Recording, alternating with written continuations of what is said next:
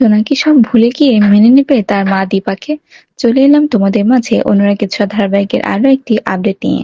ভিডিওটি দেখার আগে আমাদের চ্যানেলটি সাবস্ক্রাইব করবেন। আমরা দেখব সূর্য যখন দীপাকে বেল করার ব্যবস্থা করে চলে যায় সোনা এবং চারুর কাছে। তারপরে সূর্য যখন চারুকে দেখায় যে দীপাকে এভাবে ফাঁসিয়ে পুলিশে ধরে নিয়ে গেছে, তখন সোনাও সেই ভিডিওটা দেখে।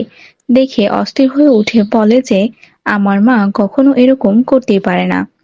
মা আর যাই হোক কখনো এমন চুরির মতো খারাপ কাজ করবে না। বাবাকে সে বারবার করে বলে, বাবা, মা এমন কাজ করতেই পারে না, আমি এটা বিশ্বাস করি না। চারু এটা শুনে অবাক হয়ে যায়। সূর্য কিছুটা অবাক হলেও মনে মনে খুশি হয়। এরপর সূর্যর অফিস থেকে কল আসে। বলে যে ওই মহিলা দীপা সেনগুপ্ত এসেছে সিসিটিভি ফুটেজ দেখার জন্য। আপনি পারমিশন দিলে দেখাবো।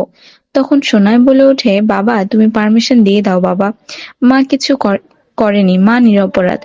মাকে সুযোগ দাও তাকে নিরপরাধ প্রমাণ করার জন্য। তুমি হ্যাঁ বলে দাও, তুমি তাকে পারমিশন দিয়ে দাও।